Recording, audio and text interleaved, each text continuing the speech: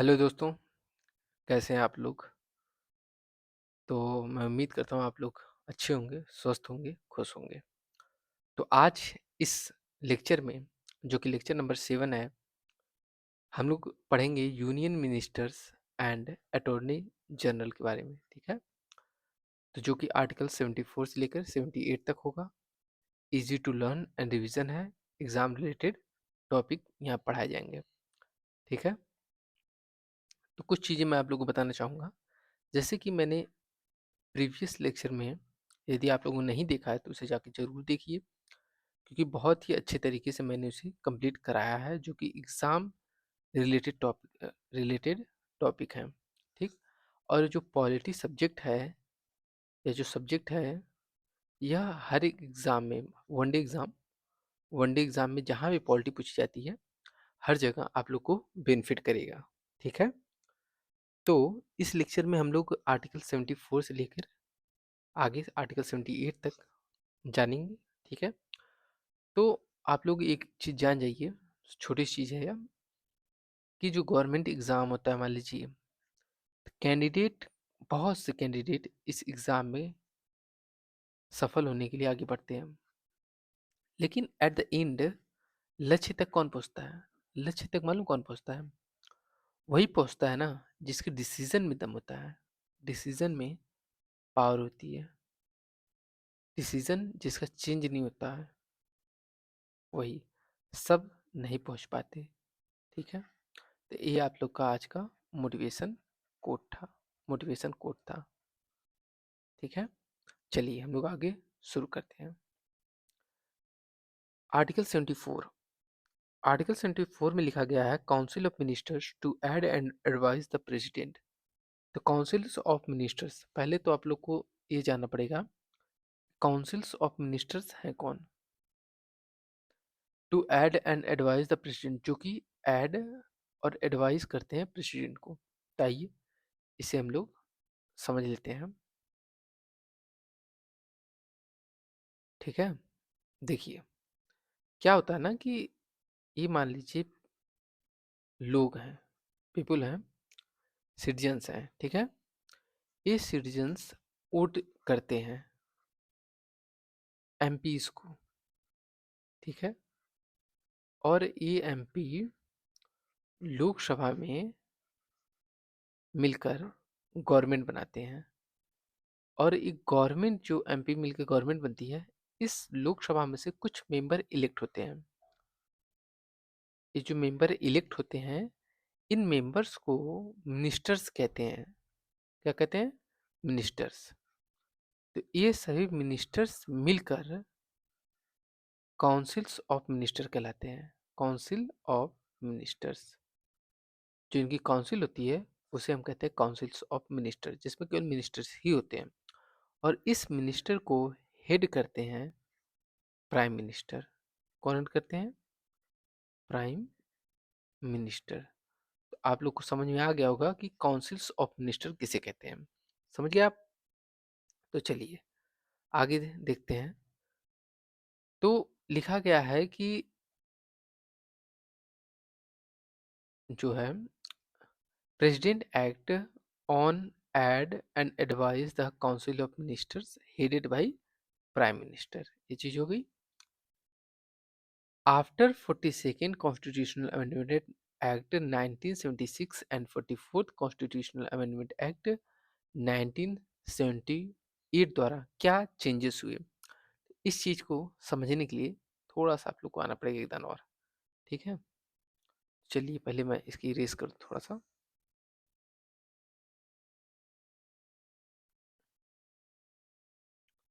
तो आइए शुरू करते हैं। क्या हुआ था ना कि आप लोग को पता होगा कि कॉन्स्टिट्यूशन ऑफ जो इंडिया है, यह आर्टिकल 26 जनवरी 1950 में इंडिया में इसका गठन किया गया, मतलब कि इंडिया में इसे अडॉप्ट किया गया, ठीक है? कॉन्स्टिट्यूशन ऑफ इंडिया को। इसमें क्या था ना कि जो प्रेसिडेंट हैं, इनको पावर दी गई थी, प्रेसिडेंट को पावर दी गई थी। कौन सी पावर थी? पहला तो ये था कि इनके पास डिस्क्रिशनरी पावर थी। मतलब डिस्क्रिशनरी मतलब स्वयं से निर्णय ले सकते थे, कुछ निर्णयों को स्वयं से ले सकते थे। और दूसरा था aid and advice of the councils of minister, और दूसरा था यह जो डिसीजन लेंगे वह aid and advice of the councils of ministers के एड एंड एडवाइस पर डिसीजन लेंगे। तो पहले प्रेसिडेंट के पास डिस्क्रिशनरी पावर थी। फिर क्या हुआ कि जब इमरजेंसी लगी उसी समय इंदिरा गांधी ने 42nd कॉन्स्टिट्यूशनल अमेंडमेंट एक्ट पास किया 1976 में। यहाँ पे प्रेसिडेंट की डिस्क्रिशनरी पावर को खत्म कर दिया गया। क्या कर दिया गया? डिस्क्रिशनरी पावर जो थी प्रेसिडेंट की वह खत्म कर दिया गया, और कंप्लीटली प्रेसिडेंट जो है एक्ट करेंगे, एक्ट मतलब कार्य करेंगे on the aid on the aid and advice of the councils of minister headed by prime minister. ठीक। फिर क्या हुआ कि समय बदला, चीजें बदली। फिर आए हमारे मोरारजी देसाई जी। मोरारजी देसाई जी गवर्नमेंट आई 1978 में। इन्होंने कहा कि इस पावर को, जो प्रेसिडेंट की पावर को हमें बैलेंस करना पड़ेगा। तो इन्होंने क्या कहा कि प्रेसिडेंट से इन्होंने एक बिल पास किया 44th कॉन्स्टिट्यूशनल अमेंडमेंट एक्ट 1978। इसमें इन्होंने कहा कि प्रेसिडेंट के पास डिस्क्रिशनरी पावर को तो वापस नहीं किया, लेकिन इन्होंने कहा कि प्रेसिडेंट यदि चाहें तो लोकसभा और राज्यसभा मतलब पार्लियामेंट से कोई भी बिल जो पास होके प्रेसिडेंट के पास साइन के लिए आता है, सिग्नेचर के लिए, तो प्रेसिडेंट के पास पावर होगी। प्रेसिडेंट के पास क्या होगा?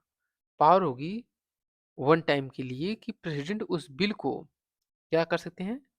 प्रेसिडेंट उस बिल को रिकंसिडरेशन के लिए, प्रेसिडेंट उस बिल को रिकंसिडरेशन रिकंसिडरेशन के लिए रिटर्न कर सकते हैं वन टाइम। कितने times? One time. One time, ठीक। और यदि दोबारा वह बिल यदि पास हो गया तो प्रेसिडेंट बाइंड हो जाएंगे, मतलब प्रेसिडेंट को उस पर साइन करना ही पड़ेगा।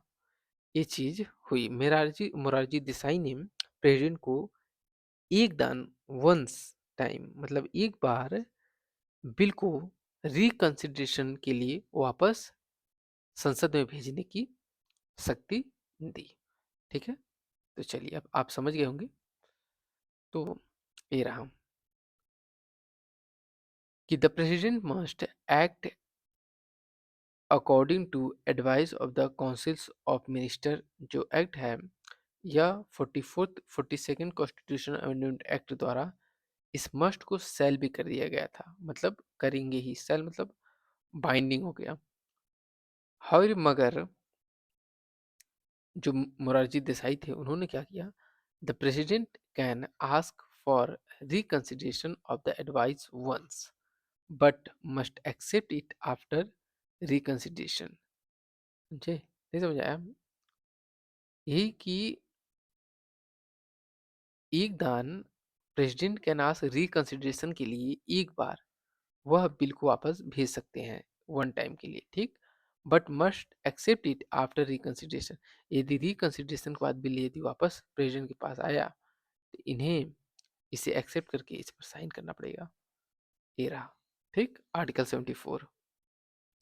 अगला क्या है? अगला आर्टिकल 75 हमारा।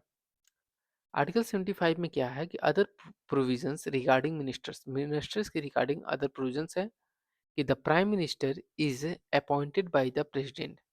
प्राइम मिनिस्टर जो होते हैं वह किसके द्वारा अपॉइंट होते हैं? प्रेसिडेंट के द्वारा। And other ministers are appointed by the president on the advice of the prime minister.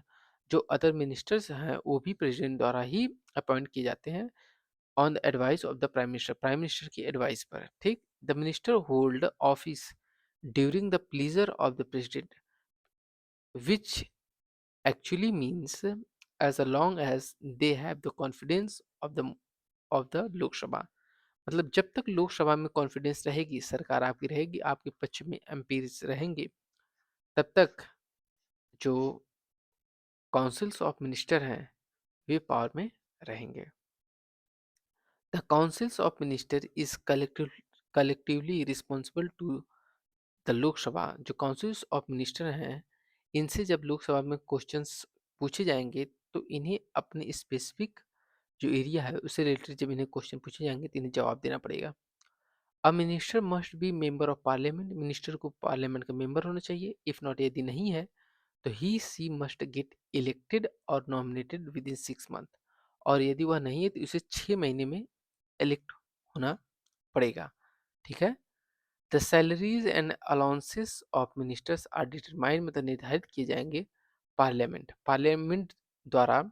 इसे इनकी सैलरीज और अलाउंसेस को निर्धारित किया जाएगा। आर्टिकल 75 आपका कंप्लीट हो गया। ठीक है। अगला है आर्टिकल 76। अब आर्टिकल 76 क्या है? Attorney general of India. ठीक ना। तो the attorney general AG is the chief legal adviser to the government of India. Government of India के चीफ लीगल एडवाइजर हैं। अपॉइंटेड बाय प्रेसिडेंट द्वारा अपॉइंट होंगे। क्वालिफिकेशन सेम एज जज of the supreme court. Supreme court की जो जज बनने की जो क्वालिफिकेशन चाहिए वही अटॉर्नी जनरल ऑफ इंडिया के लिए नॉमिनेशन के लिए, अपॉइंटमेंट के लिए वही क्वालिफिकेशन चाहिए।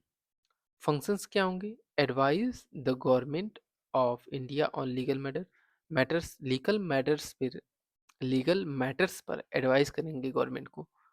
Perform legal duties assigned by the president. President द्वारा जो भी लीगल ड्यूटीज इन्हें दी जाएंगी उसे यह पूरा करेंगे।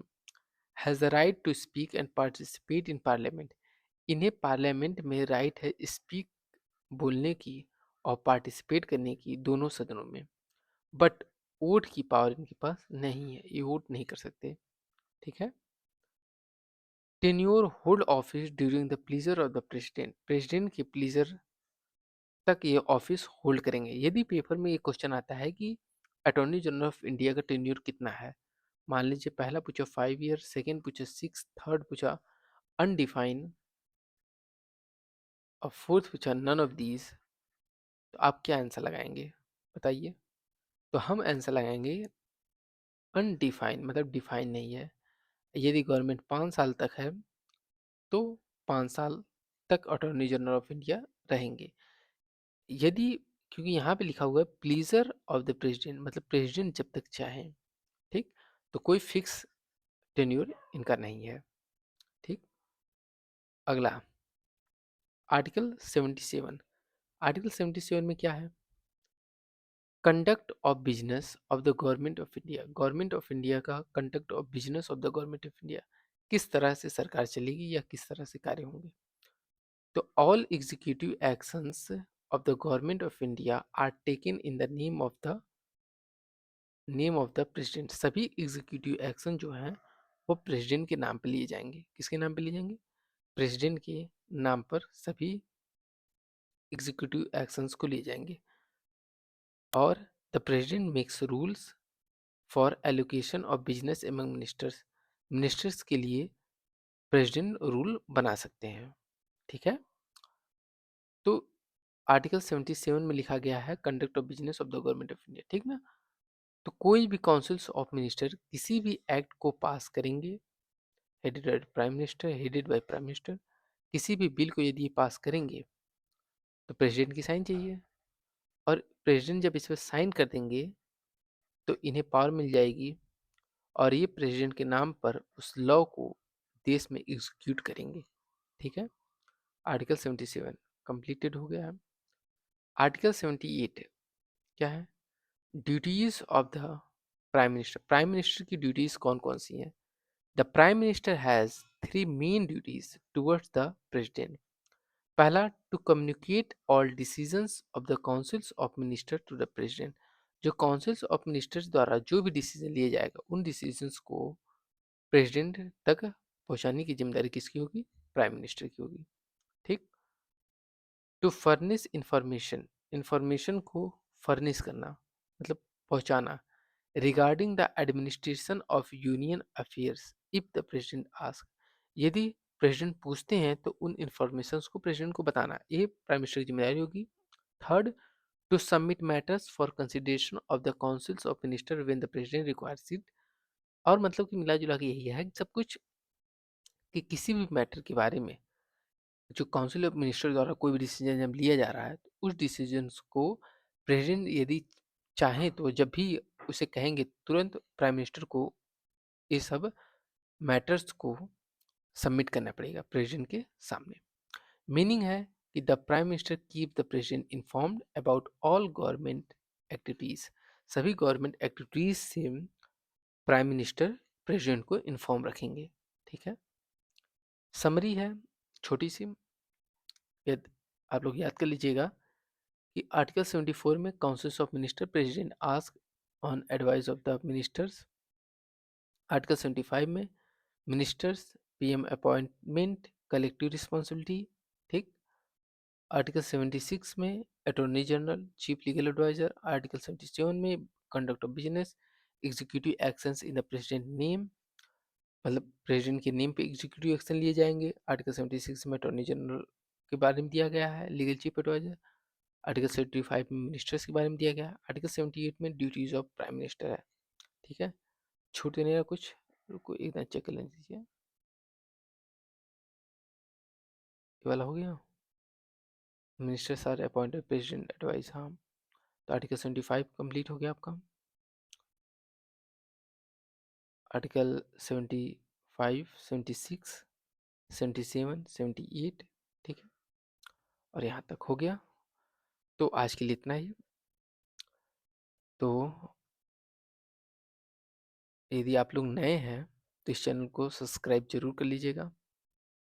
ठीक है, तो आज हम लोग यहीं ख़त्म करते हैं। ठीक, थैंक्स फॉर वाचिंग वाचिंग। जय हिंद दोस्तों। ओके।